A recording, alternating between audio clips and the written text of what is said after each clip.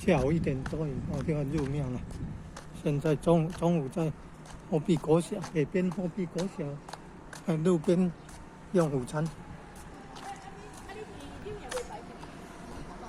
哦，6年海天明啊，黄昏酒还是很热闹的。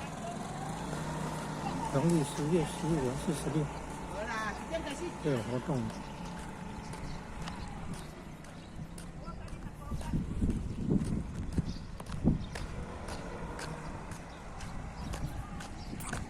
哦，辛苦，不要摄影。我靠近了才看到误摄影，拍水。